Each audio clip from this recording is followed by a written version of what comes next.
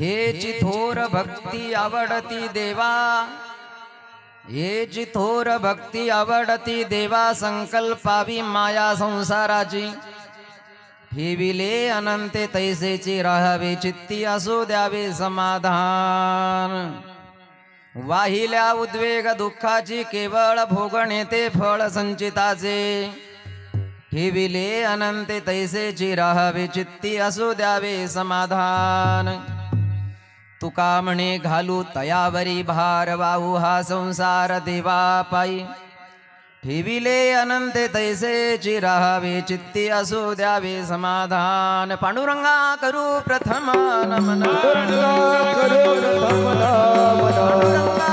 प्रथम नमन,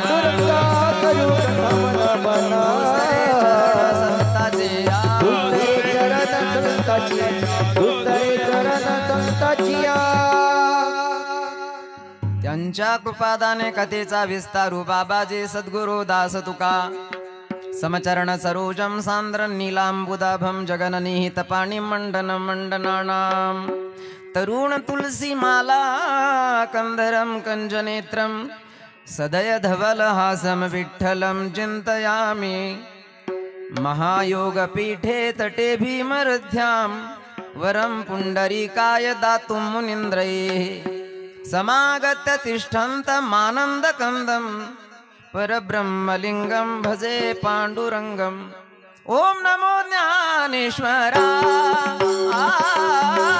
ओम नमो ज्ञानेश्वरा, ओम नमो ज्ञानेश्वरा,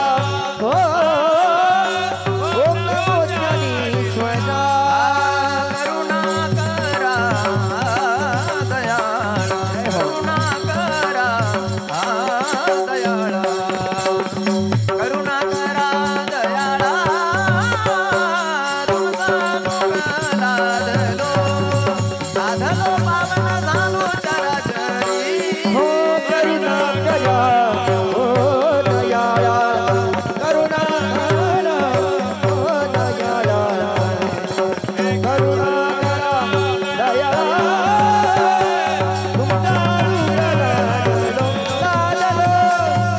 पावन झालो चराचरी चराचरी.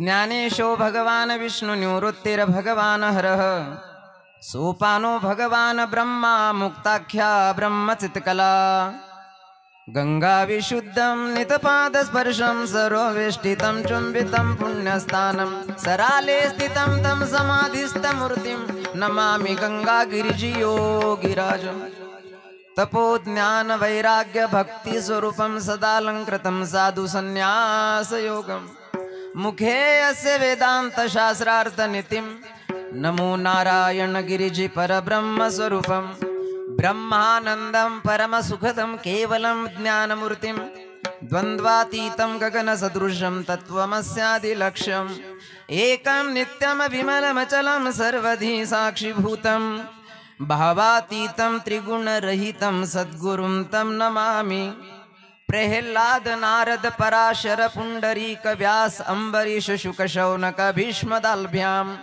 रुक्मांगदार्जुन वसिष्ठ विभीषणादीन्, पुण्यानि मां परम भागवतां स्मरामि, जयांचे केलिया स्मरण, होय सकळ विद्यांचे अधिकरण, ते जीवंदो श्री चरण, श्री गुरूंचे ते नमस्कारोनी, आता श्री संताची ये माथा चरणावरी, संताची ये माथा चरणावरी, ये माथा चरणावरी, संताची ये माथा चरणावरी, अष्टांग हे करे दंडवत,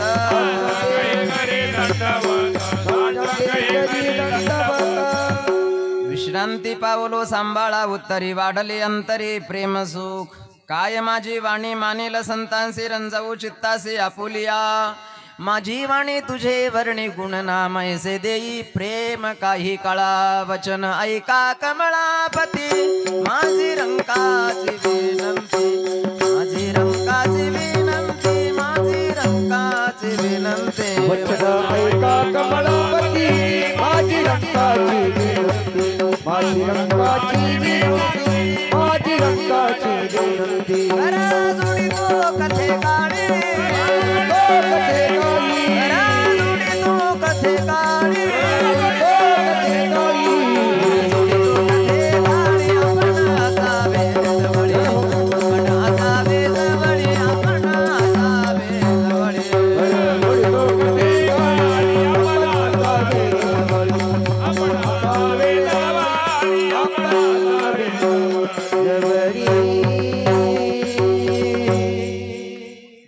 देवाची थोर भक्ती आवडती देवा संकल्पा भीम माया संसाराची ठेविले अनंते तैसेची राहावे चित्ती असो द्यावे समाधान. प्रस्तुत प्रसंगी कीर्तन रूपी सेवेकरता निवडलेला अभंग जगद्गुरु जगदवंदनीय महाराष्ट्रभूषण वैराग्याचे मूर्तिमंत पुतळे देहू निवासी श्रीमंत जगद्गुरु श्री संत तुकाराम महाराज यांचा 4 चरणाचा भक्तीचा महिमा या अभंगामध्ये जगद्गुरु तुकाराम महाराज वर्णन करतात. विठला विठला विठला विठला विठला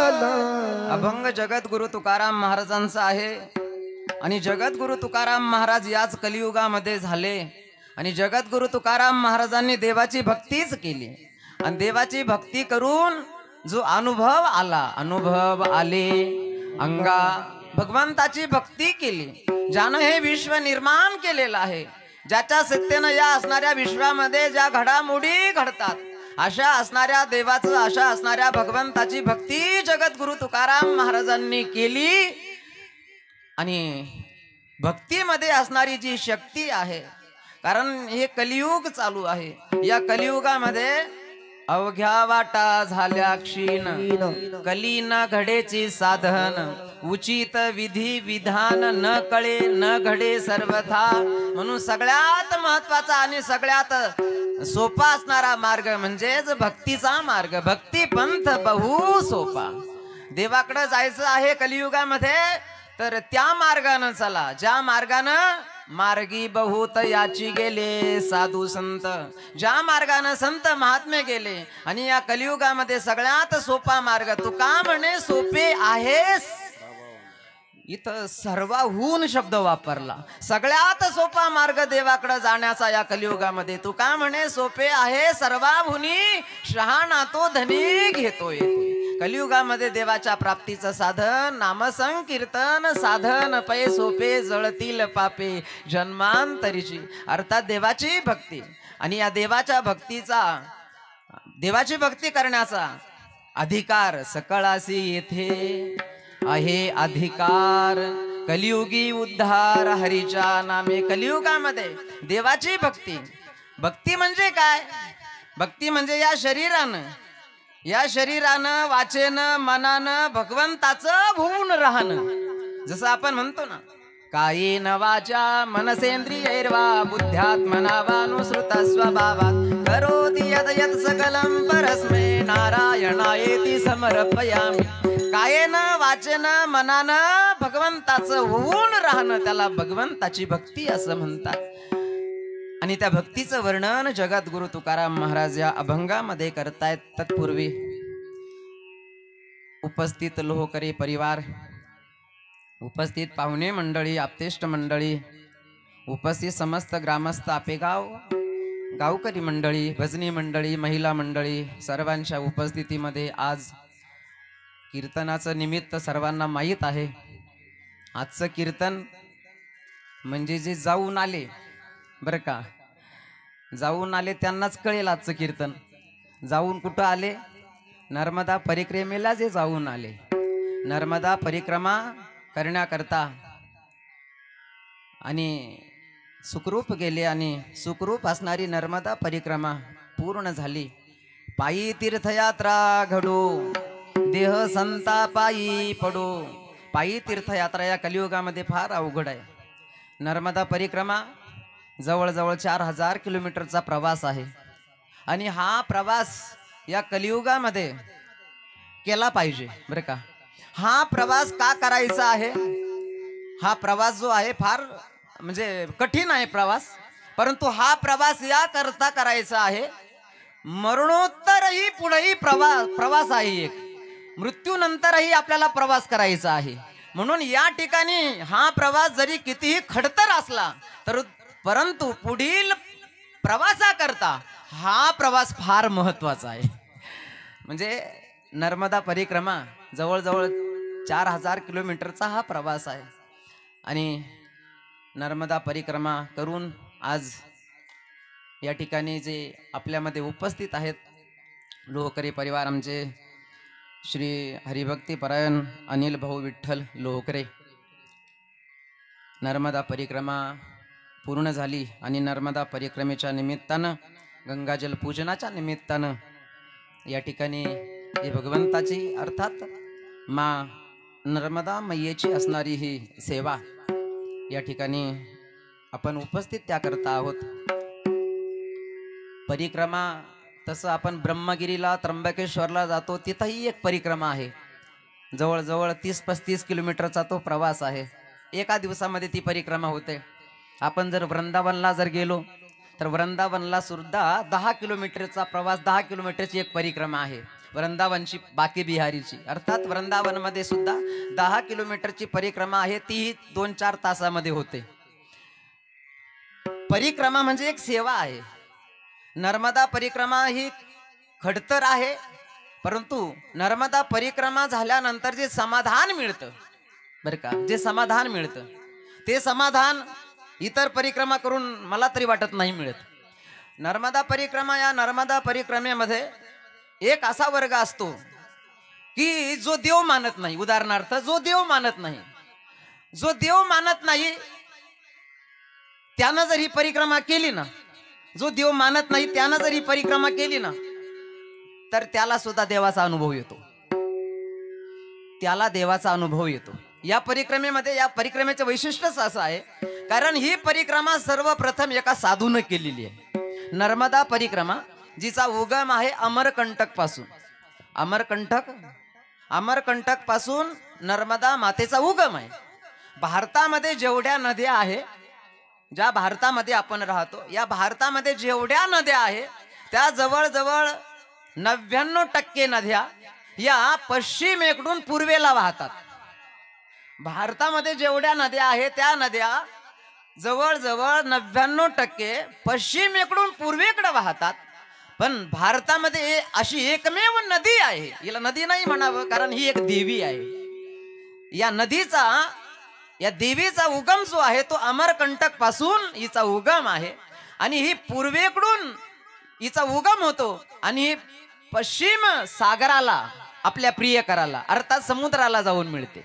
म्हणजे भारतातल्या जेवढ्या नद्या आहेत त्या पश्चिमेकडून पूर्वेकडे वाहतात, पण नर्मदा माता, नर्मदा मैया अर्थात ही देवी, हिचं प्रगट अमरकंटक पासून झालेलं आहे आणि ही वाहत जाते पश्चिमेला, एकमेव नदी. आणि या नर्मदा मातेची परिक्रमा सर्वप्रथम एका साधूने केलेली आहे आणि त्या साधूचं नाव आहे मार्कंडेय ऋषी. विठ्ठल विठ्ठल विठ्ठल विठ्ठल विठ्ठल. मार्कंडेय ऋषी यांनी परिक्रमा का बरं केली, याचं काही कारण असेल ना, तर त्याचं कारण नाही एक साधूनं. कारण असं आहे की पुढे जे चालतात ते शहाणे असतात बरं का.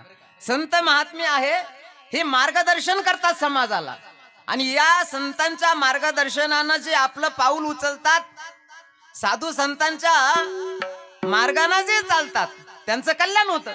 आणि म्हणून या नर्मदा मातेची सर्वप्रथम परिक्रमा करणारे साधू म्हणजे मार्कंडेय ऋषी आहे. का बरं केली ही परिक्रमा, तर त्याचं कारण असं सांगितलं. मार्कंडेय पुराणामध्ये विस्तृत वर्णन आहे त्याचं. तर ज्या ब्रह्मांडामध्ये आपण राहतो ना, या जगामध्ये, या ब्रह्मांडाचा ज्या वेळेला प्रलय होतो, काय होतो, या ब्रह्मांडाचा ज्या वेळेला प्रलय होतो आणि प्रलय झाला म्हणजे संपूर्ण ब्रह्मांडामध्ये पाणीच पाणी आहे, जलमय संपूर्ण ब्रह्मांड होऊन जातं. आणि अशा महाप्रलयामध्ये सुद्धा जी वाहत राहते, म्हणजे जी खंडित होत नाही, या ब्रह्मांडामध्ये संपूर्ण ब्रह्मांड जलमय होऊन जातं. आणि अशा महाप्रलयामध्ये सुद्धा जी अमरकंटक पासून समुद्रापर्यंत वाहत राहते, जिचा नाश होत नाही.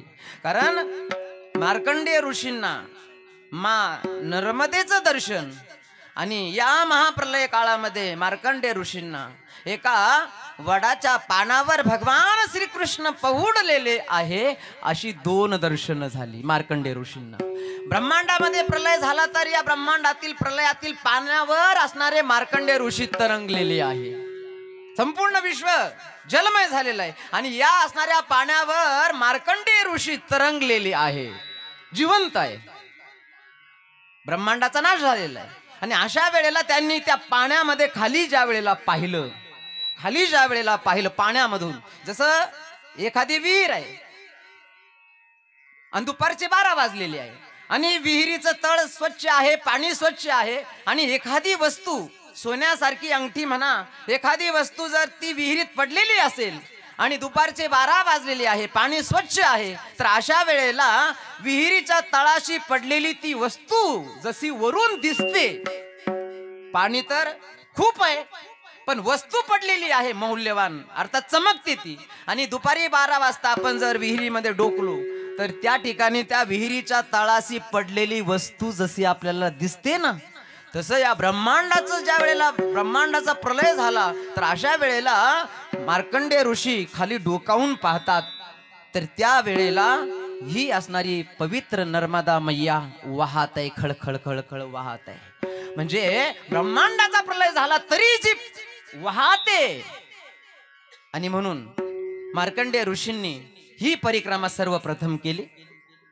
दुसरं महत्वाचं दर्शन झालं मार्कंडेय ऋषींना या महाप्रलय काळामध्ये की वडाच्या पानावर भगवान श्रीकृष्ण परमात्मा आपल्या डाव्या पायाचा अंगठा आपल्या तोंडामध्ये घातलेला आहे भगवंतानं. भगवान श्रीकृष्ण परमात्म्याच्या डाव्या पायाचा अंगठा भगवंतानं आपल्या तोंडामध्ये घातलेला आहे आणि भगवान तो चोखतायत, असं दर्शन झालं. कुणाला? मार्कंडेय ऋषींना. की करारविंदेन पदारविंदम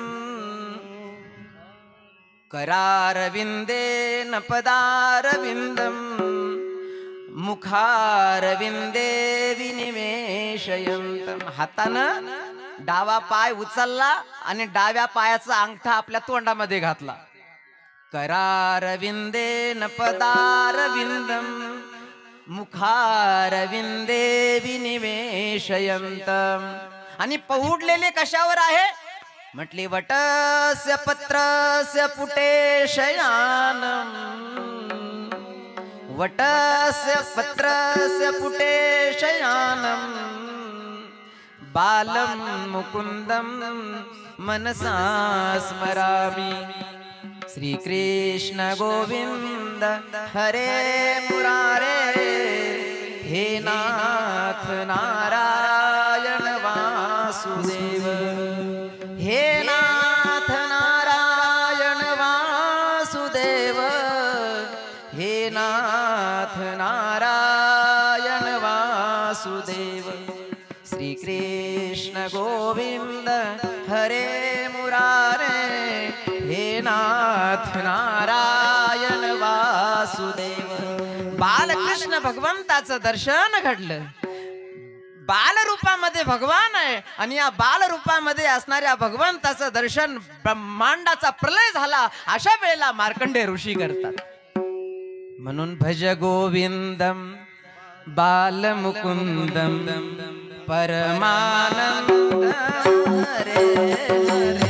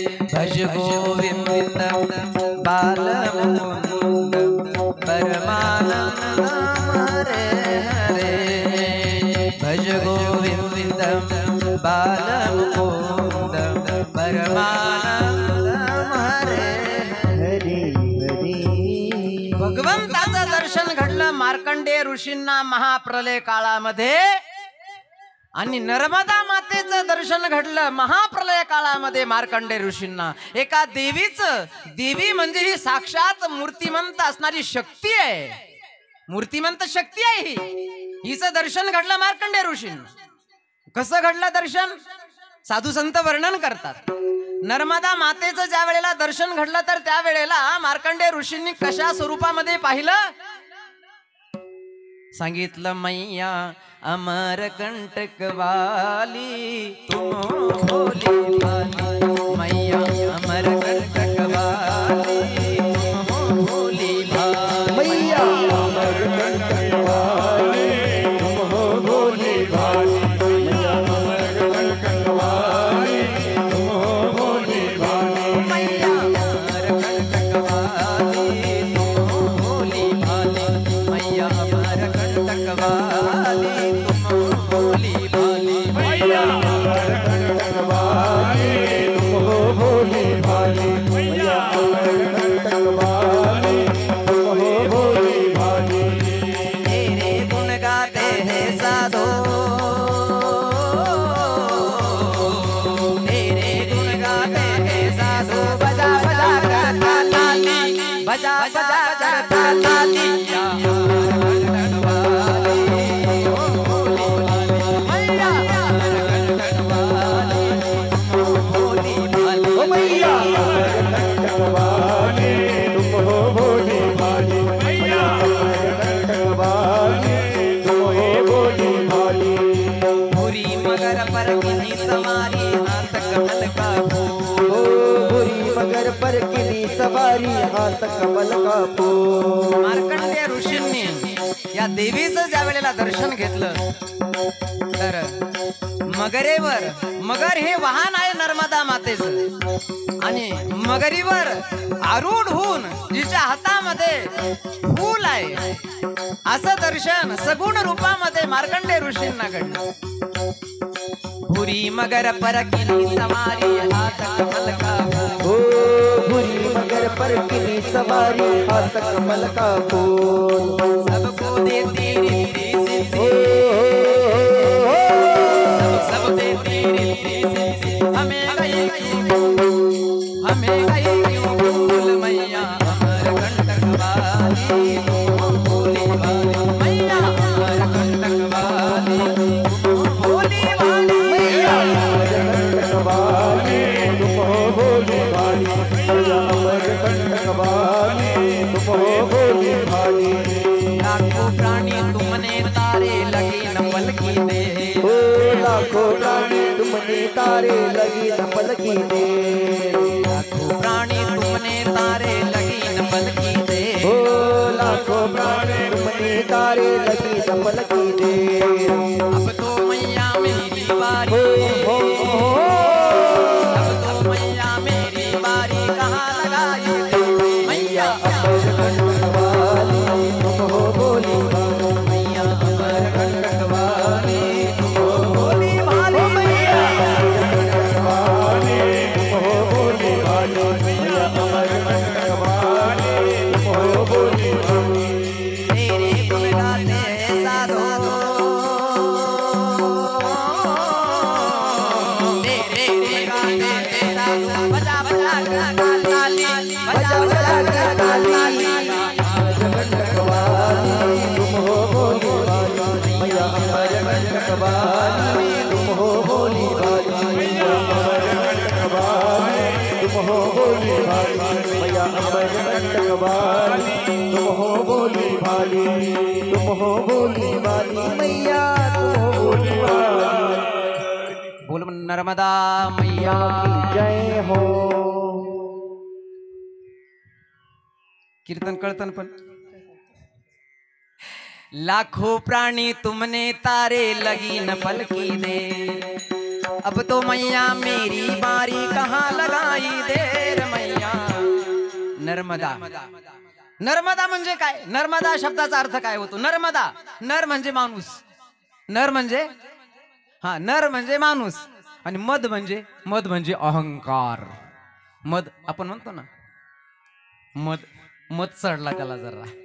मद म्हणजे अहंकार, मद म्हणजे घमेंड, आणि मद म्हणजे अहंकार, आणि अहंकार जी घालवते तिला म्हणतात नर्मदा.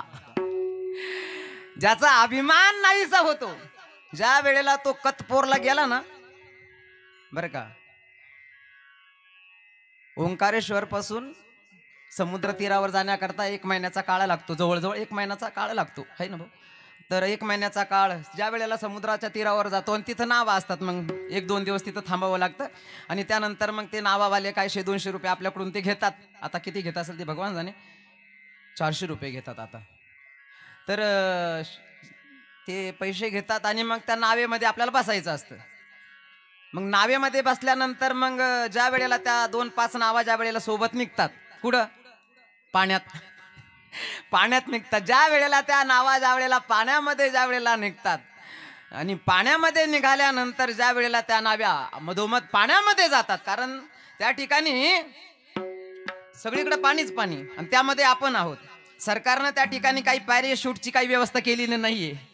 पाण्यामध्ये जर उतरायचं असेल, धोका आहे, तर त्या ठिकाणी परिक्रमावासी असेल, नाहीतर नाव चालवणारा असेल, त्याला पॅराशूटची व्यवस्था त्या ठिकाणी नाही. आणि जवळजवळ हा जो प्रवास आहे नर्मदा परिक्रमेमध्ये, या ठिकाणी समुद्रामध्ये आपण ज्या वेळेला नावेमध्ये बसतो, तर या बाजूनं आपण बसल्यानंतर पलीकडच्या बाजूनं मिठी तलाई म्हणून आहे, तर त्या मिठी तलाईला जाण्याकरता हा प्रवास जवळजवळ 3 ते 4-5 तासाचा प्रवास आहे. 4 तासाच्या वरच हा प्रवास आहे. तरी ज्या वेळेला नावेमध्ये परिक्रमावासी भाविक भक्त लोक बसतात, आणि ज्या वेळेला या नावा मधोमध पाण्यामध्ये जातात, मग कळतं. कारण त्या नावा ज्या वेळेला पाण्यामध्ये चालतात ना, तर त्या अशा चालतात, आणि ते समुद्राचं पाणी, समुद्राच्या लाटा, एक जर लाट आपल्या याच्यामध्ये आली ना, काहीच राहणार नाही. म्हणजे अशा लाटा, आणि त्यामध्ये ही नाव चालते, अशा पद्धतीनं नाव चालते. आणि मग त्या वेळेला आपण कोण आहोत, आपली प्रॉपर्टी काय आहे, आपण घरी कोण आहोत, हे सगळं निघतं तिथं, घमेंड जिरते तिथे. आणि मग नर्मदा परिक्रमावासी जो असतो ना, तो फक्त एवढंच म्हणतो, काय म्हणतो? डगमग डोले माझी पाण्यावर नाव रे, डगमग डोले माझी पाण्यावर नाव रे, पंढरीच्या पांडुरंगा बिगी बिगी धाव रे, पंढरीचा पांडुरंगा बिगी बिगी धाव रे. परिक्रमावासी जो असतो ना, जे बसलेले असतात ना, मग त्या ठिकाणी कळतं. अर्थात अशा धोक्याच्या प्रसंगामध्ये परिक्रमावासी त्या नावेमध्ये असतो, आणि भजन चालू असतं, नर्मदे हर नर्मदे हर, नर्मदे हर नर्मदे हर, नर्मदे हर नर्मदे हर, नर्मदे हर नर्मदे हर. नर्मदा मातेचं भजन चालू आहे, आणि असणारा कठीण प्रसंग परिक्रमावासी पार करून जातो. 3-4 तासाचा काळ त्या समुद्रामध्ये जातो. आणि सांगायचा उद्देश मला हा होता की नर्मदा शब्दाचा अर्थ होतो नर म्हणजे माणूस, मद म्हणजे अहंकार, जी घालवते त्याला म्हणतात नर्मदा. आणि ज्याच्या जीवनातला अभिमान गेला, तुका म्हणे देव झाला, तुका म्हणे देव झाला, तुका म्हणे देव झाला, देव झाला, तुका म्हणे देव झाला, तुका म्हणे देव झाला. अभिमान गेला आणि तुका म्हणे देव झाला. अभिमान जातो, अहंकार जातो, घमेंड जिरते, आणि जी जिरवते तिला म्हणतात नर्मदा. या मातेची असणारी ही एक सेवा आहे. मी सांगून याकरता अगोदरचा एक शब्द प्रयोग मी याकरता करून गेलो की जो देव मानत नाही ना, त्यानं एक वेळेला परिक्रमाला गेलं पाहिजे. देवाचा अनुभव येतो, साक्षात मूर्तिमंत देवाचा अनुभव येतो. कारण त्या ठिकाणी तसं परिक्रमेला जाताना एकट्यानेच गेलं पाहिजे. आता आपल्या महाराष्ट्रातले खूप लोक जातात, टोळकीचे टोळके तिथं जातात आणि तिकडं जाऊन वाद करतात. मग असं म्हटलेलं आहे की एकट्यानं गेलं तर बरं, दोघं असले तर चांगलं, परंतु तिघं नको आणि चौघं तर अजिबात नको.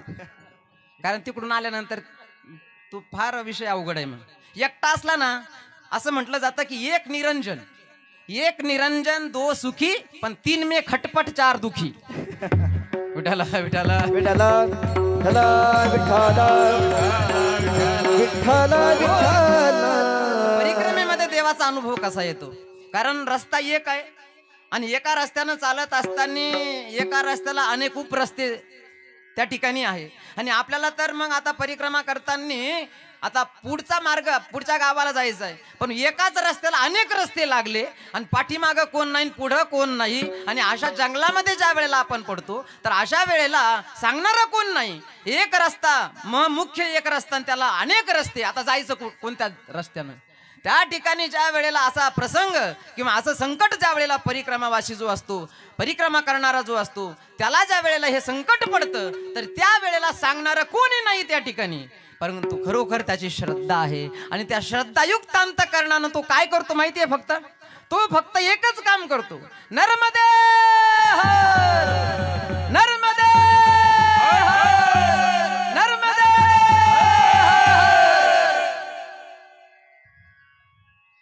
तुम्हाला वाटतं आजचं कीर्तन जरा वेगळं चाललंय, पण नर्मदा परिक्रमा जे करून आले त्यांच्या जीवनातला हा अनुभव आहे तिकडं.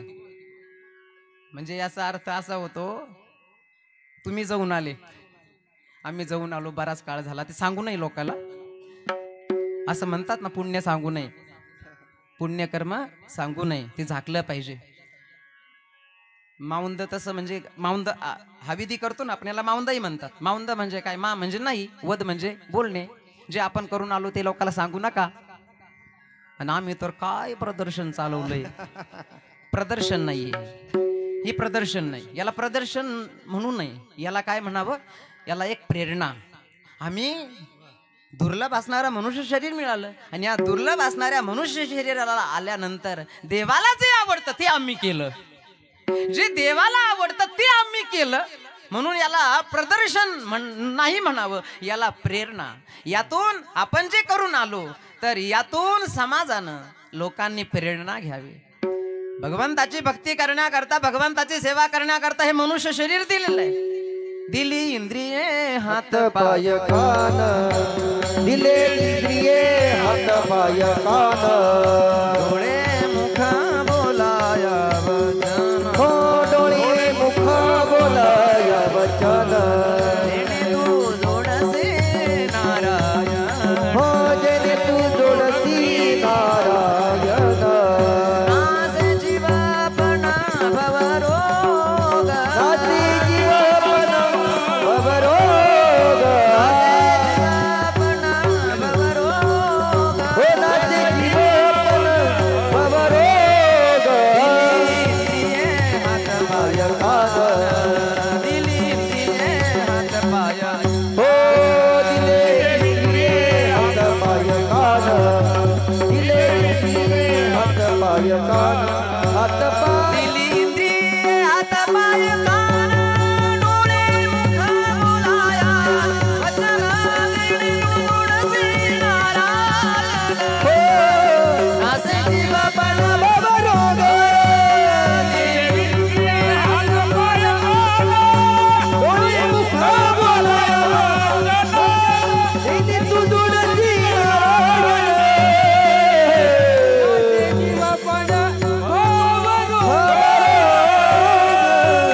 भवरोग. या मृत्यू लोकामध्ये अनेक भगवंतानं मॉडेल बनवलेले ना, पण हे मॉडेल बघा ना तुम्ही, उभं बनवलं ना हे मॉडेल. या सृष्टीतले जेवढे मॉडेल आहे बनवलेले ते आडवे आहे, त्यांच्या शरीराची रचना आडवी आहे, पण बिचारे ते सरळ चालतात, ते सरळ चालतात. पण हा जिथं जातो ना, जिथं जातो तिथं आडवा. बनवलं उभं याकरता बनवलं का बरं? भगवंताला माहिती होतं काही जरी झालं पुढं चालून हे उभं राहणार म्हणजे ऐकणार नाही कुणाच. उभं राहणार म्हणजे इलेक्शनला नाही, उभं राहणार म्हणजे राहणार. भगवंताची भक्ती करण्याकरता हे मनुष्य शरीर दिलं आणि मनुष्य शरीराला आल्यानंतर जे देवाला आवडतं ते जर केलं तर देव प्रसन्न होईल ना, त्याकरताच दिलं. देवे दिला देह भजन कशा करता भजना गोमटा गोमटा म्हणजे सुंदर असणारा मनुष्य देह दिला भजना करता दिला म्हणून या मनुष्य शरीराला आल्यानंतर राम भजो तुम राम भजो तुम राम भजो राम भजो तुम भव जल पार करे पार करे भव जल पार करे हो राम भजो तुम राम भजो तुम राम भजो तुम भव जल पार करे भव जल पार करे राम भजो राम भजो राम भजो राम भजो भव जल पार करे भव जल पार करे हो राम भजो तुम राम भजो तुम राम भजो तुम भव जल पार करे भव जल पार करे हा कार्यक्रम गंगाजल पूजन म्हणजे काही लोकांना प्रदर्शन म्हणून नाही जे देवाला आवडतं ते आम्ही करून आलो आम्ही तर आमच्या कुटुंबाची व्यवस्था आमच्या परिवाराची व्यवस्था लावता लावता लावता माणूस म्हातारा होऊन जातो पण वेळ नाही काढत ना वेळ काढत नाही पण संत महात्मे म्हणतात की जिंदगी है जब तक फुरसत न मिले काम से आपण जर म्हणलो ना चला ना बारीला चला ना नर्मदा परिक्रमेला नाही म्हणतात पण संत महात्मे म्हणतात की जब जिंदगी है जब तक फुरसत न मिले काम से बस जरा सा समय निकाल कर राम भजन कर प्यार से त्याकरता हे मनुष्य शरीर आहे आणि या मनुष्य शरीराला आल्यानंतर जो देवा करता वेळ काढतो बर का त्याचं जीवन समाधानाचं जातं वेळ नाही काढू शकत आपण नाही घर सुटत माणूस जातो गावात जातो शेतात येतो गावात जातो शेतात येतो दळून आणतो खातो दळून आणतो खातो एक तर शेतात मरल नाही तर घरात हेच चालू आहे काय चालू आहे दुसरे हेच चालू आहे वेळ काढावी देवा करता वेळ निघून गेल्यानंतर असं म्हटलं जातं काय कि बुरी बात यह है कि समय कम है बुरी बात यह है कि समय कम है लेकिन अच्छी बात यह है कि अभी भी समय है अजूनही वेळ गेलेली नाही म्हणून सही समय कभी नहीं आता सही समय कभी नहीं आता समय को सही बनाना पड़ता है कठोर परिश्रम से म्हणून ज्याला वेळेवर सुचलं ज्याला वेळेवर सुचावं लागतं मग ते चमका निघतात ना मग तो ते पट्टे लागतात वेगवेगळे मानेचा वेगळा कमरेचा वेगळा गुडघ्याचे वेगळे मग तिकडे जातात म्हातारपण आल्यानंतर नाही जव हे सकळ सिद्ध आहे जव हे सकळ सिद्ध आहे जव हे सकळ सिद्ध आहे सकळ सिद्ध आहे हात चालावया पाय हात चालावया पाय हात चालावया पाय हात चालावया पाय तू आपुले सोयीत पाहे तू आपुले सोयीत पाहे मग तू आपुले सोयीत पाहे मग तू आपुले सोयीत पाहे तीर्थयात्रे जाय चुकून हो तीर्थयात्रे जाय चुकून तीर्थयात्रे जाय चुकून हो तीर्थयात्रे जाय चुकून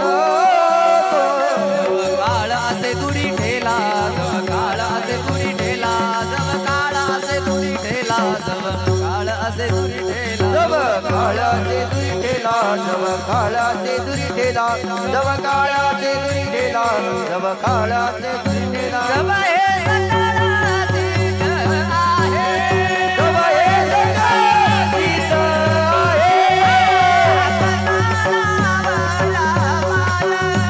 हात चालावया पाय जव तू आपुले सोयीत पाहे तीर्थयात्रे जाय चुकून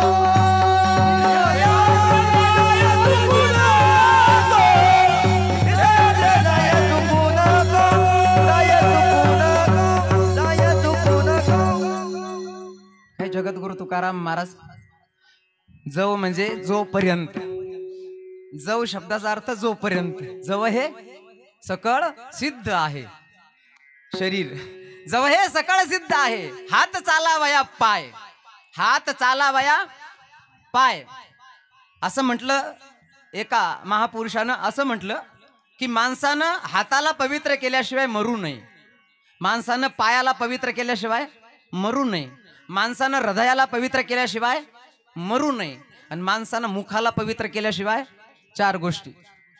हाताला पवित्र करण्याकरता काय करा म्हटले, या कीर्तन मंडपामध्ये धर्म मंडपामध्ये आले की करे टाळी, हातानं टाळी वाजवा. दान धर्म करण्याचा प्रसंग आला तर दान धर्म हातानं करा, आणि धर्म मंडपामध्ये कीर्तनाला आले तर हातानं टाळी वाजवा. कारण टाळी 3 ठिकाणी वाजवली जाते. एक धर्म मंडपामध्ये कीर्तनामध्ये वाजवतात, दुसरी लग्न मंडपामध्ये वाजवतात, तिसरी टाळी मित्र मित्राला भेटला की तो म्हणतो घे टाळी, तिसरी टाळी. 3 ठिकाणी टाळी वाजवावी. 3 ठिकाणी जो टाळी वाजवत नाही त्याला मग रेल्वे स्टेशन किंवा बस स्टँड वरती आडवी टाळी वाजवतात, तिकडे जावं लागतं. हाताला पवित्र करण्याकरता, हाताला पवित्र करण्याकरता दान धर्म करा. धर्म मंडपामध्ये आले तर हातानं टाळी वाजवा, हात पवित्र होतात. मुखाला पवित्र करण्याकरता, मुखाला पवित्र करण्याकरता, कारण मुख दिलं देवानं ना. या मुखानं जर आपण एखाद्याला शिवी दिली तर तो आपल्या 2 लावून देतो, लावून देतो म्हणजे मारतो. पण या मुखानं आपण जर देवाचं भजन केलं तर लोक आपल्या पाया पडतात हो. मुखाला पवित्र करण्याकरता, कारण देवाचं भजन करण्याकरता भगवंतानं मुख दिलं. हरी भजन को मान रे बंदे, हरी भजन को मान रे. वदन दिया हरि गुण गाने को,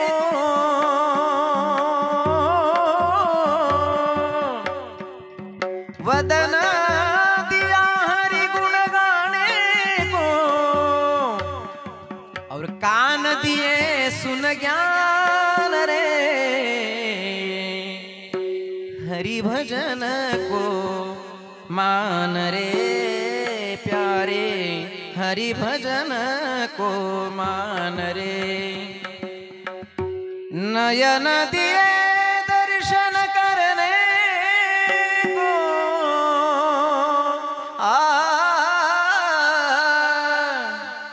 नयन दिए दर्शन करने को, और हाथ दिए करदान रे.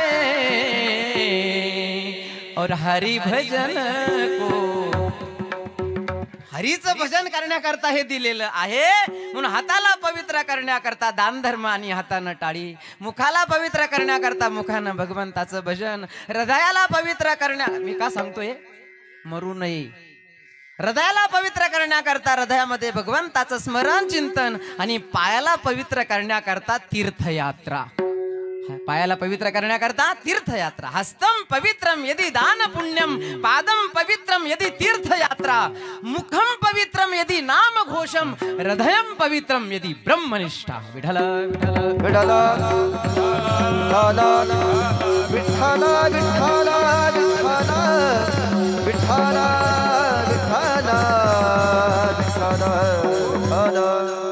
म्हणून एक वेळ असते आणि वेळ काढावी. वेळ नाही, वेळ निघत नाही, परंतु वेळ काढली पाहिजे, वेळ काढली पाहिजे. परमार्था करता, देवा करता, देवा करता. आज जर वेळ नाही काढली, म्हातारपण आल्यानंतर मग आता तिकडे जाता येत नाही.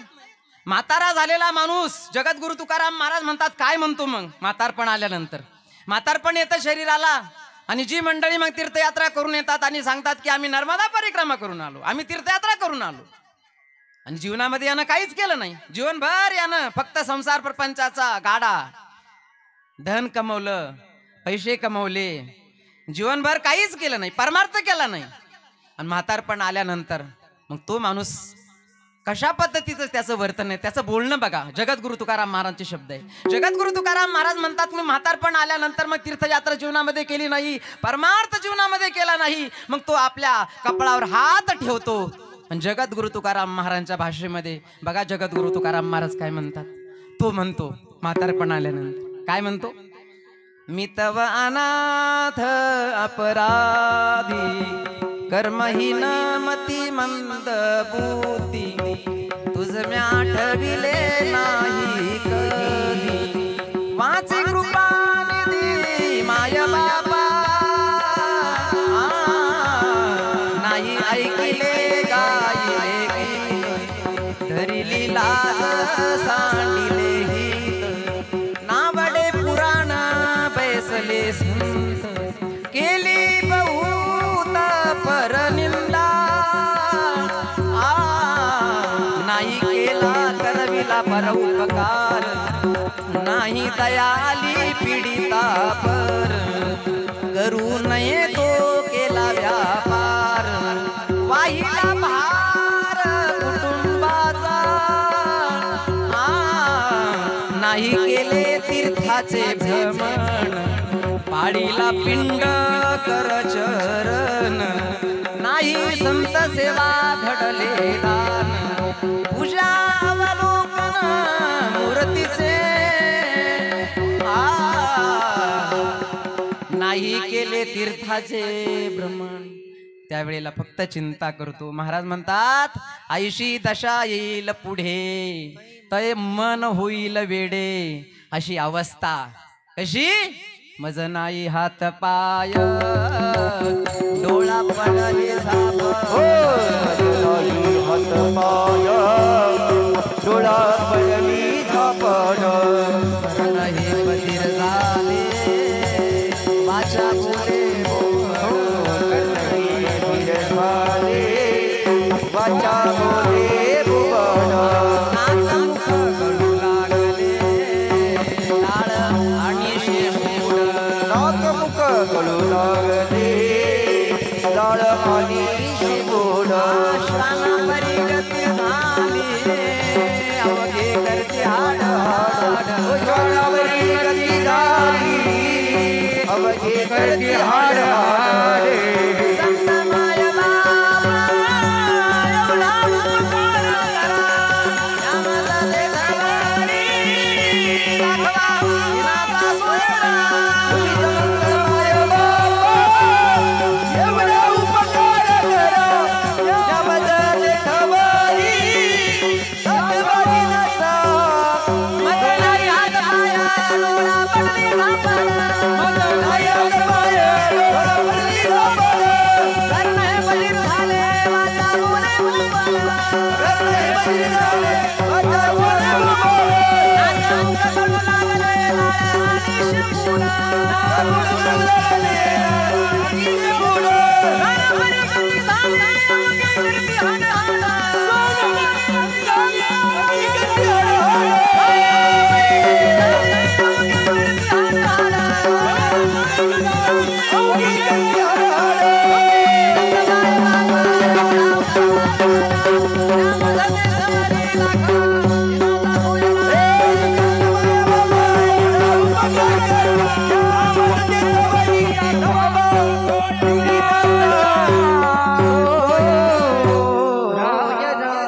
संत महात्मा म्हणतात त्यावेळेला नाही घडणार त्यावेळेला करता येणार नाही तीर्थयात्रा करता येणार नाही म्हणून एक वेळ आहे आणि वेळ काढली पाहिजे.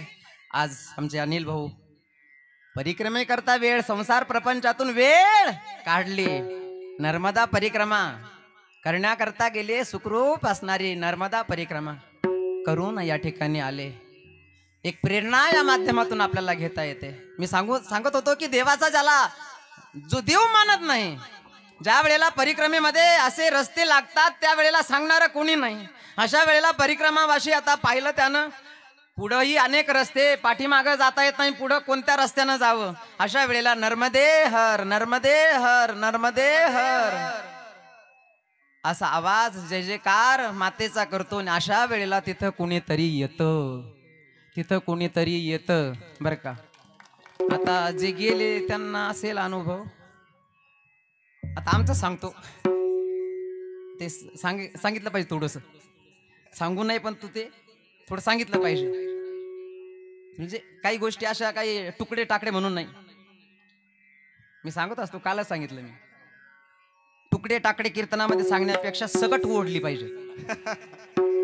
है की नाही? तुकडे टाकडे किती दिवस पुरतात? मला या गावाला आम्ही परिक्रमावासी आहोत, त्यानं ओळखलं परिक्रमावासी आहेत आणि रस्ता चुकलेले आहेत, म्हणजे यांना रस्ता म्हणजे कुणीतरी सांगणार पाहिजे. आणि तो व्यक्ती त्या व्यक्तीला विचारला आम्ही की आम्हाला पुढच्या गावाला रस्ता जाणारा कोणता, तर त्याने सांगितलं की तो जवळ आला आणि त्यानं सांगितलं की सीधे चले जाओ. काय शब्द, एवढाच शब्द प्रयोग केला, काय फक्त सीधे चले जाओ. आता सीधे चले जाओ, आम्ही आमच्या संकटात असल्यामुळं आम्ही सीधे चले जाओ म्हणजे सरळ आम्ही निघून गेलो. पण आम्ही सरळ ज्या वेळेला काही पावलं उचलून ज्या वेळेला पुढं थोडंसं गेलो, पाठीमागं वळून पाहिलं तर त्या व्यक्तीचा पत्ता नाहीये. काय आहे म्हणजे कीर्तनामध्ये नुसते फेकायच्या म्हणून नाही, तर या ठिकाणी एक अनुभवच म्हणावा. कारण त्या ठिकाणी कुणी नसताना, निर्जन स्थानावर कुणी नसताना तिथं कुणीतरी येतं आणि मार्गदर्शन करतं. अर्थात नर्मदा माताच परिक्रमा करणारा जो परिक्रमावासी आहे त्याचं रक्षण सर्व माताच या ठिकाणी करत असते. आणि अशा प्रकारचे ही नर्मदा परिक्रमा महाराष्ट्रातली बरीच मंडळी या ठिकाणी नर्मदा परिक्रमेला जातात. पण जात असताना संत महात्मे म्हणतात की या परिक्रमेला जाताना थोडंसं जोपर्यंत आपल्या शरीरामध्ये सशक्तपणा आहे तोपर्यंत ही परिक्रमा केली पाहिजे. परमार्थ करण्याची एक वेळ आहे. जसं एक उदाहरण सांगितलं जातं गोपीचंद राजाचं. गोपीचंद राजा होता ना, गोपीचंद राजा एक दिवस राजमहालामध्ये चंदनाच्या पाटावर बसलेला आहे आणि त्याच्या पत्न्या त्याला चंदनाच्या उटण्यानं स्नान करवत होत्या. स्नान करत असताना अनेक प्रकारचे उटणे त्याच्या अंगाला लावतायत आणि त्याचं स्नान चालू होतं गोपीचंद राजाचं. आणि गोपीचंदाची आई होती वर तिसऱ्या मजल्यावर आईनं पाहिलं माझा मुलगा आज राज ऐश्वर्यामध्ये रंगलेला आहे, पण जे मनुष्य शरीर भगवंतानं भगवंताची भक्ती करण्याकरता दिलेलं आहे त्या भगवंताला हा विसरला. आईला राहावलं नाही. जगद्गुरु तुकाराम महाराज म्हणतात ना, लेकुराचे हित जाणे माऊलीचे चित्त. आपल्या मुलाचं हित व्हावं, आपल्या मुलाचं कल्याण व्हावं, आपल्या मुलाला देवाची प्राप्ती व्हावी म्हणून आईच्या डोळ्यामध्ये खळकन अश्रू आले आणि ढसा रडायला लागली. ती गोपीचंदाची आई ढसा रडायला लागली. खळा तिच्या डोळ्यातून अश्रुपात होऊ लागला आणि डोळ्यातले अश्रू काही गोपीचंद स्नान करत असताना गोपीचंदाच्या पाठीवर पडले आणि एक थेंब असा पडला, एवढा उष्ण थेंब होता की तो थेंब ज्या वेळेला गोपीचंदाच्या पाठीवर पडल्या बरोबर फोड आला. गोपीचंदाच्या पाठीला फोड आला. त्यानं पाठीला हात लावून पाहिला तर पाठीला तर फोड आला आणि वर पाहिलं तर तिसऱ्या मजल्यावर आई रडत होती. आई रडत असताना ज्या वेळेला गोपीचंदानं पाहिलं, नेमकं माझी आई मी सम्राट असताना रडते, याचं कारण काय? नेमकं स्नान झालं गोपीचंदाचं आणि गोपीचंद आपल्या आईकडे गेला. आईला विचारलं, आई मी तुझा मुलगा एक राजा आहे, एक सम्राट आहे आणि सम्राटाच्या आईच्या डोळ्यामध्ये अश्रू. काय झालं तुला? काय झालं रडायला? कोण बोललं तुला? कुणी तुला दुखवलं? अशा वेळेला आवरलं, तिनं रडणं आवरलं आणि सांगितलं, मला कुणी बोललं नाही, पण मी तुझ्या करता रडते म्हणे. तुझ्या करता? माझ्या करता का बरं रडते? मी तर सम्राट आहे, सगळ्या गोष्टी अनुकूल आहे आणि राजा आहे, आणि असं असताना तू का रडते? तिनं सांगितलं, बाळ, जे मनुष्य शरीर देव दुर्लभ आहे आणि असं म्हटलं जातं की स्वर्गीचे अमर इच्छिता ती देवा, मृत्यू लोकी भावा जन्माम्मा. स्वर्गामध्ये राहणारा वर्ग म्हणतो की आम्हाला मृत्यू लोकामध्ये नरदेह मिळावा आणि तू दुर्लभ नरदेह तुला मिळाला आणि तू राज ऐश्वर्यामध्ये रमला. हे राज ऐश्वर्य, असे अनेक राज ऐश्वर्य सोडून आतापर्यंत अनेक गेले. जरी प्रपंचे सुख जोडे तरी का सेविती गिरी कंदरे, राज्य टाकून गेले थोडे तरी का ते वेडे म्हणावे. 18-12 वनस्पती फुले फळे ओढा, 18-12 वनस्पती फुले फळे ओळखती, पावित्या पोखर नदी गंगा भाविता पोखरली नदी गंगा. आजा घरी कुल स्त्रिया राज्य राणी वसंत, हो या घरी कुल स्त्रिया राज्य राणी व संपत्ती. सुख सांडोनिया दास योग सेवी हो हे सुख सांडोलिया दास या योग सेवी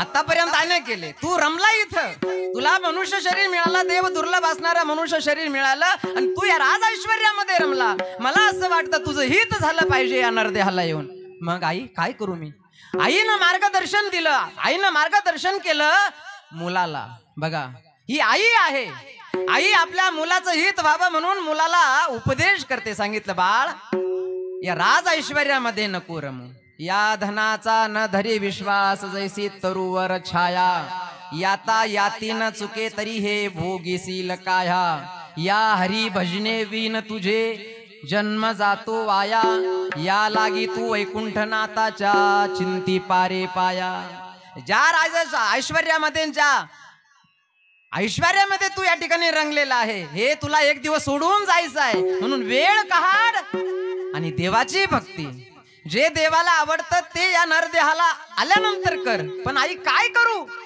आईनं 3 सूत्र सांगितले 3 सूत्र सांगितले आणि गोपीचंदाच्या जीवनामध्ये परिवर्तन घडलं आईनं सांगितलं बाळ जा जंगलात जा आणि जंगलामध्ये जाऊन मखमलीच्या गादीवर झोपत जा हा जंगलात मखमलीची गादी राहते का आता तिथं तो राजा आहे राजा असताना तिथं मखमलीची गादी आहे झोपण्याकरता आणि ती आई म्हणते की जंगलात जा जंगलामध्ये जाऊन मखमलीच्या गादीवर झोपत जा पहिलं सूत्र दुसरं सूत्र मातोश्रीनं सांगितलं जा जंगलामध्ये जा आणि जंगलामध्ये जाऊन मिष्टान्नाचं भोजन करत जा मिष्टान्नाचं भोजन जंगलात मिष्टान्नाचं भोजन कर तिसरं सूत्र सांगितलं मातोश्रीनं गोपीचंदा जंगलात जा आणि जंगलात गेल्यानंतर किल्ल्यात राहत जा जसं आपल्याला कळलं नाही या 3 सूत्राचा अर्थ आपल्याला जसं कळाला नाही तसं गोपीचंदानं सुद्धा मातोश्रीला सांगितलं मातोश्री 3 सूत्र सांगितले पण त्याचं रहस्य मला नाही कळालं जरा समजून सांग आणि समजून सांग म्हटल्यानंतर मातोश्रीनं समजावून सांगितलं बाळ मखमलीची गादी त्याला म्हणावी कारण दुर्लभ असणाऱ्या मनुष्य देहाला तू आला आणि या दुर्लभ असणाऱ्या मनुष्य शरीराला आल्यानंतर भगवंताचं भजन कर भजन करो भरी जवानी में बुढ़ापा किसने देखा भजन करो भरी जवानी में बुढ़ापा किसने देखा बुढ़ापे में लंगड़े हो जाओगे बुढ़ापे में लंगड़े हो जाओगे तीर्थ तुम करना पाओगे तीर्थ तुम करना पाओगे तीर्थ करो भरी जवानी में बुढ़ापा किसने देखा भजन करो भरी जवानी में बुढ़ापा किसने देखा से बुढ़ापे में ढूंढे हो जाओगे दान तुम करना पाओगे दान करो भरी जवानी में बुढ़ापा किसने देखा से भजन करो भरी जवानी में बुढ़ापा किसने देखा म्हणून तुला म्हणते मी काय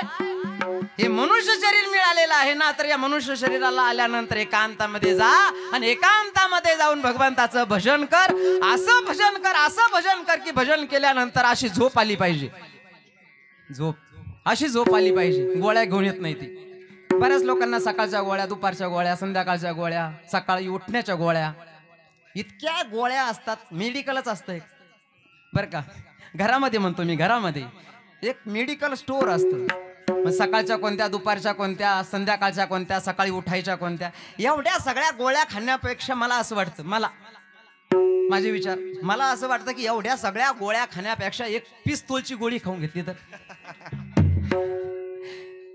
काम फत्ते मातोश्रीनं सांगितलं की असं भगवंताचं भजन कर की भजन करून करून करून बघा ना तुम्ही योगीरा सद्गुरू श्री गंगागिरीजी महाराजांच्या अखंड हरिनाम सप्ताहामध्ये 3 तास भजन करतात आमचे भजनी 3 तास प्रहरा दिला की मग पंक्तीला, पंक्तीला गेले म्हणजे मग त्या टाचानी काय करतात ते आळे टाचानी आळे करतात त्याच्यामध्ये पत्रावळी. मग आलेला समोरचा जो भाकरी घेऊन आला 2-3 भाकरी चोरावल्या आमटी ओतली,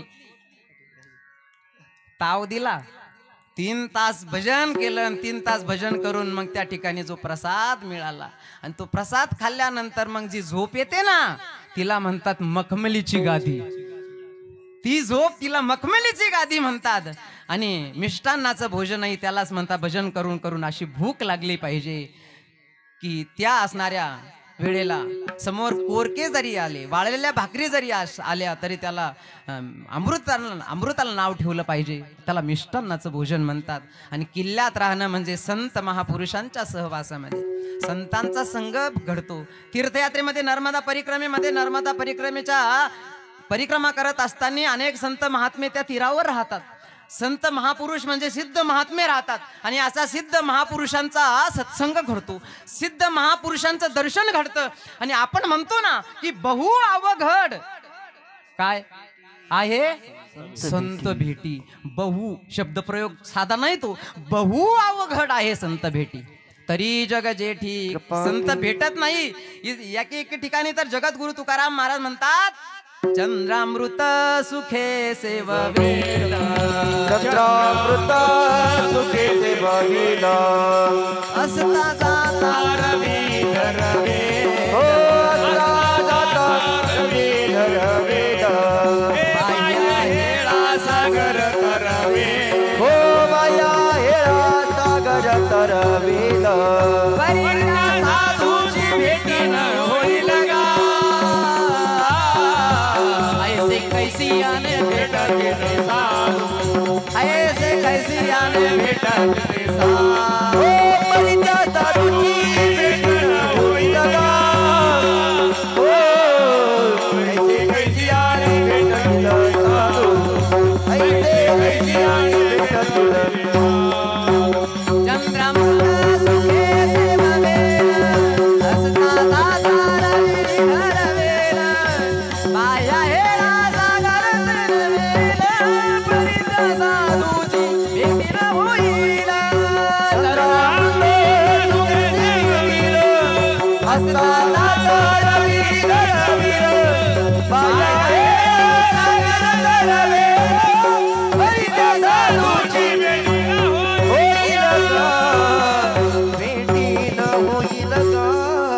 चंद्रामृत सुखे सेववेल, असता जाता रवी धरवेल, पाह्या हेळा सागर तरवेल. चंद्रामृत सुखे सेववेल, असता जाता रवी धरवेल, पाह्या हेळा सागर तरवेल, परित्या साधूची भेटी न होईल. साधू आणि असं म्हटलं जातं की कलियुगामध्ये साधू थोर जाणार, साधू थोर जाणार, साधू थोर जाना कलियुग. किती वेळेस साधू थोर जाना, साधू थोर जाना, पुन्हा साधू थोर जाना कलियुगी. आणि असे साधू असे संत महात्मे या नर्मदेच्या तीरावर त्यांचं दर्शन होतं. आणि दर्शने प्रशस्ती पुण्य पुरुष, पुण्य पुरुष अर्थात संतांचं दर्शन झालं ज्याला जीवनामध्ये त्याचा इहलोकातील आणि परलोकातील प्रवास सुखाचा होतो. आणि संतांची संग संतांची भेट या परिक्रमेमध्ये घडते. गोपीचंदाच्या मातोश्रीनं सांगितलं की जंगलामध्ये जाऊन मिष्टान्नाचं भोजन कर, जंगलामध्ये जाऊन मखमलीच्या गादीवर झोपत जा आणि जंगलामध्ये जाऊन आणि किल्ल्यात राहत जा, म्हणजे संत महापुरुषांच्या सहवासामध्ये राहत जा, ज्याला संताची संगत मिळाली. म्हणून म्हटलं जातं ना की संतन की संग लाग रे तेरी अच्छी बने, हो संतन के संग लाग रे तेरी अच्छी बनेगी, संतन के संग लाग रे तेरी अच्छी बनेगी, संतन के संग लाग रे तेरी अच्छी बनेगी, अच्छी बनेगी तेरी किस्मत जगे, अच्छी बनेगी तेरी किस्मत किस्मत बनेगी, अच्छी बनेगी तेरी किस्मत जगेगी, अच्छी बनेगी तेरी किस्मत जगेगी। संत गुणगण मेला करे, तेरी अच्छी बनेगी, संतन के संग लागे, तेरी अच्छी बनेगी।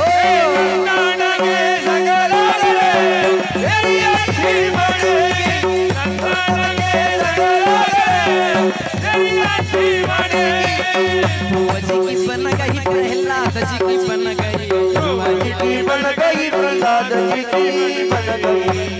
ध्रुवाला साधूची भेट झाली, बापाच्या मांडीवर बसू दिलं नाही सुरुचीनं।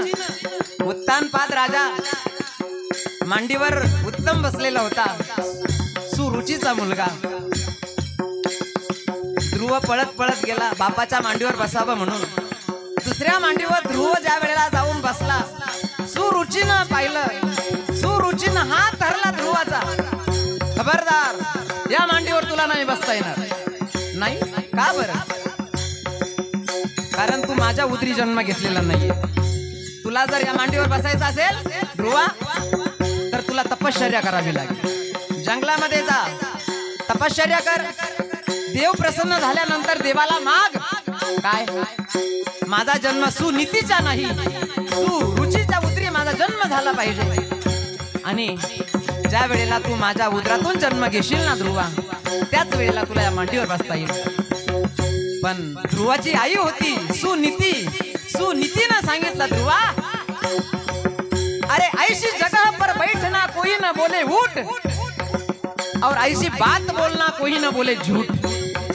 काय या आडा मासाच्या मांडीत इच्छा करतो, जा जंगलामध्ये। 5 वर्षाचं बाळ ध्रुव जंगलामध्ये निघाला। ध्रुव समोरून नारदजी आले, नारदांची भेट झाली आणि फक्त 6 महिन्यामध्ये ध्रुवाला देवाचं दर्शन घडलं, ध्रुवाचं कल्याण झालं। म्हणून ध्रुवची की बन गई प्रहलाद जी की बन गई, ध्रुवची की बन गई प्रहलाद जी की बन गई, ध्रुवची की बन गई प्रहलाद जी की बन हरि हरि ध्रुवची की बन गई प्रहलाद जी की बन गई। संत सुमिरन में जागरे तेरी अच्छी बनेगी, संतन के संग लागरे तेरी अच्छी बनेगी।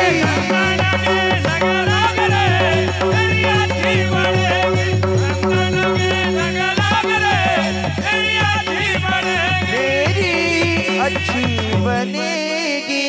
ध्रुवानं देवाची भक्ती केली, प्रल्हादानं देवाची भक्ती केली, गोपीचंदाला आईनं मार्गदर्शन केलं आणि ध्रुवानं घर सोडलं आणि जंगलामध्ये जाऊन एकांतामध्ये भगवंताला आळवलं।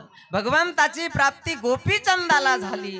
नरदेहाला आल्यानंतर जे करायला पाहिजे ते या संत महापुरुषांनी केलं आणि ते देवाला आवडतं। आणि जे देवाला आवडतं, जगद्गुरु तुकाराम महाराज म्हणतात की या नरदेहाला आल्यानंतर हे जर केलं तर ते देवाला आवडतं आणि त्याचं वर्णन केलं जगद्गुरु तुकाराम महाराजांनी या भंगाच्या। येची थोर भक्ती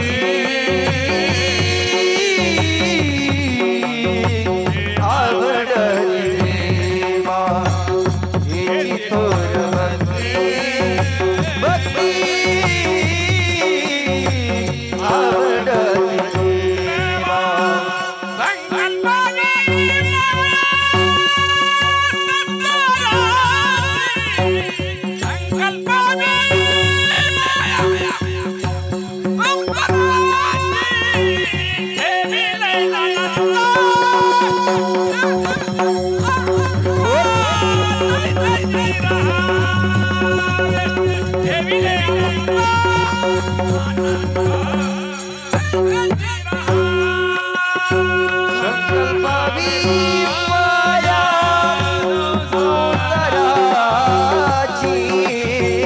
संकल्पावी माया संसाराची देवी दयाळुडे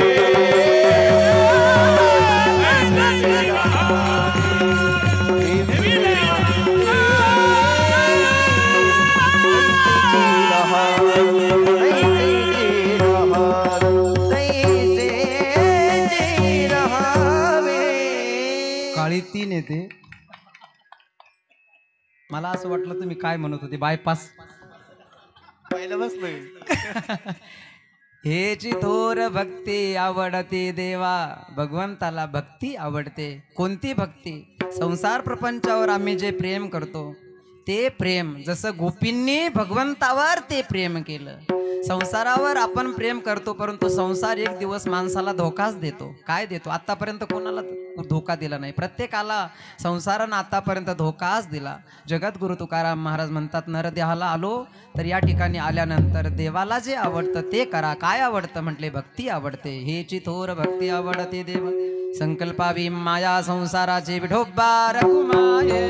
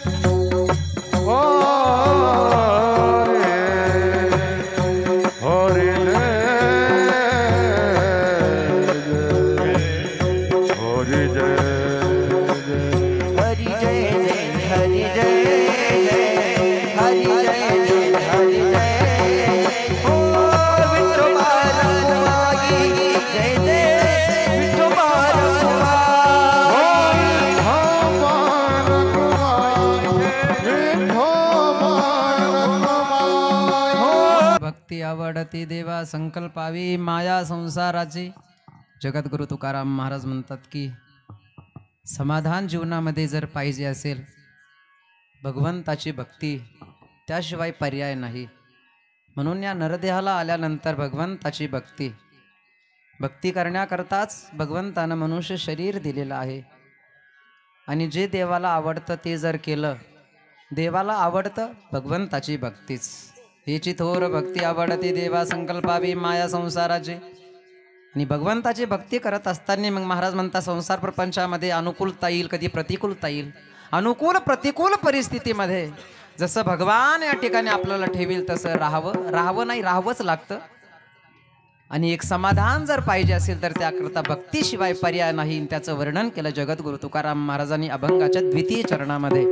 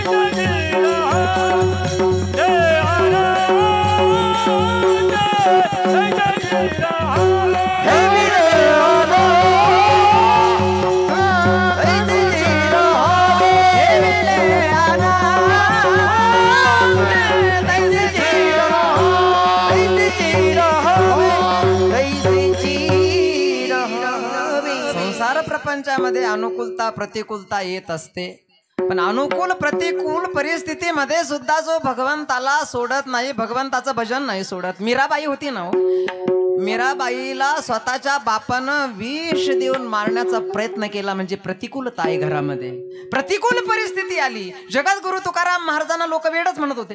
तुका वेडा अविचार करी बडबड फार. पण जगद्गुरु तुकाराम महाराजांनी देवाची भक्ती नाही सोडली. गोपींना घरातून कितीतरी त्रास होता. भक्त प्रल्हादाचं चरित्र जर आपण ऐकलं श्रीमद भागवतामध्ये, तर स्वतःचा बाप हिरण्यकश्यपू यानं स्वतःच्या मुलाला मारण्याकरता नाही ते प्रयोग केले, नाही ते षड्यंत्र रचले.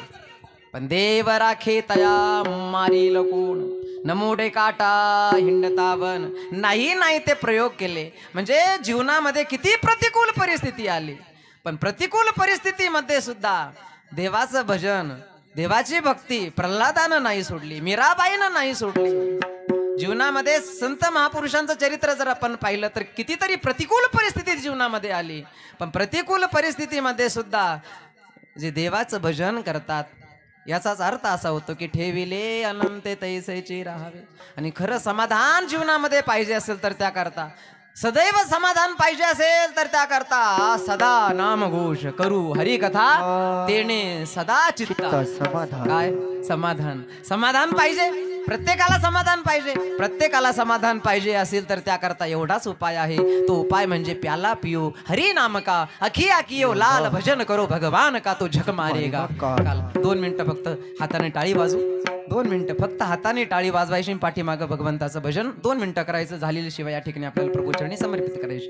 हरे राम राम हरे हरे हरे कृष्ण हरे कृष्ण कृष्ण हरे हरि राम राम राम हरे हरे हरे हरे हरे कृष्ण कृष्ण हरे हरे राम राम हरे हरे हरे कृष्ण कृष्ण कृष्ण हरे हरे राम राम हरे हरे हरे कृष्ण कृष्ण हरे हरे हरे राम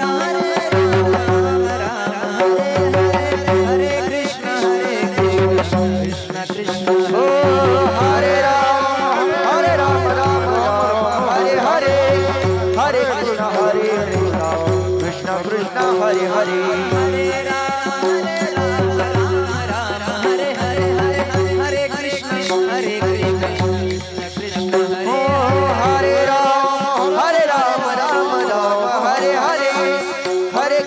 हरे कृष्णा कृष्णा कृष्णा हरे हरे राम राम हरे हरे हरे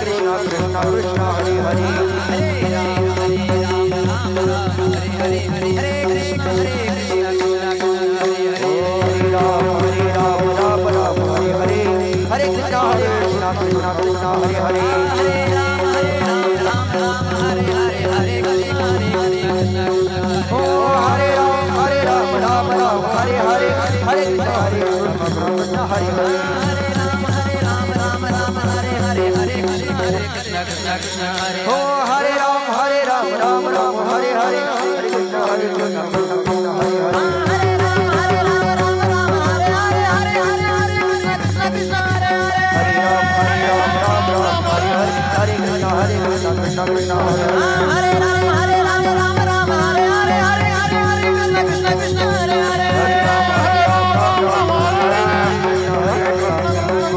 हरे कृष्णा कृष्णा हरे हरे अनुकूल प्रतिकूल परिस्थिती तर देवाच्याही जीवनामध्ये आहे. प्रभू रामचंद्र 14 वर्षाच्या वनवासाला गेले. देवाच्या जीवनामध्ये सुद्धा अनुकूल प्रतिकूल परिस्थिती आहे. ज्याचा जन्म कंसाच्या कारागृहामध्ये झाला. भगवान श्रीकृष्ण परमात्म्याचं चरित्र बघा. अनुकूल प्रतिकूल परिस्थिती देवाच्याही जीवनामध्ये आहे. पण भगवान जसं ठेवील, जगद्गुरु तुकाराम महाराज ठेविले अनंते, तैसेची राहावे चित्ती असो द्यावे समाधान.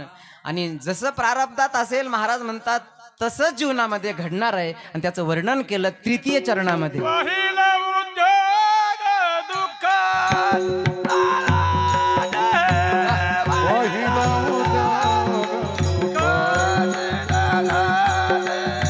वाहिल्या उद्वेग दुःखाची केवळ, वाहिल्या उद्वेग दुःखाची केवळ, पहिला उद्योग दुःखाची केवळ, वाहिल्या उद्वेग दुःखाची केवळ.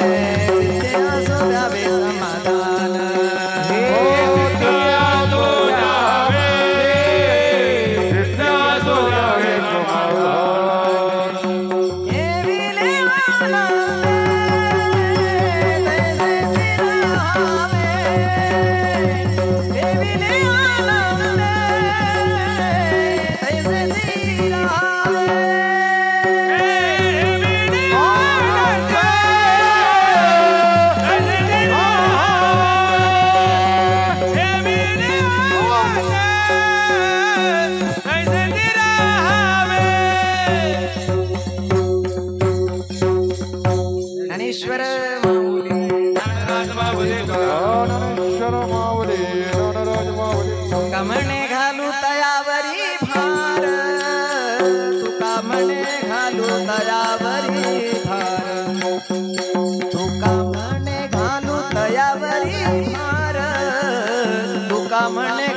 तयावरी भार तुका म्हणे घालो तयावरी भार तुका म्हणे घालो तयावरी भार तुका म्हणे घालो तयावरी भार तुका म्हणे घालो तयावरी भार वाहू हा संसार देवा पायी वाहू हा संसार देवा पाये ठेविले आनंदे तैसे चिरावे ठेविले आनंदे तैसे चिरावे ठेविले आनंदे तैसे चिरावे ठेविले आनंदे तैसे चिरावे हे बाबू हा संसार देवा पाये संसार देवा पाये विले आनंद दैते राहावे विले आनंद दैते राहावे विले आनंद दैते राहावे विले आनंद दैते राहावे नित्य सुद्यावे समाधान हे रे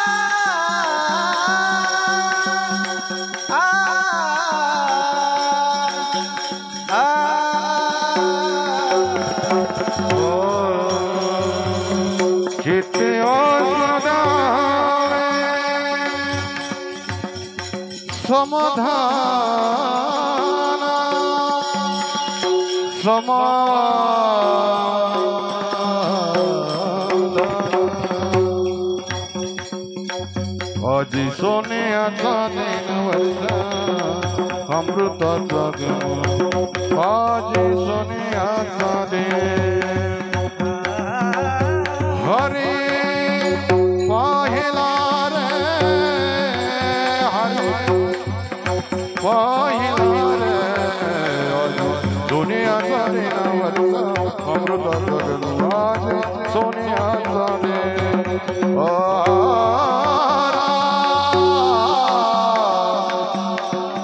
हा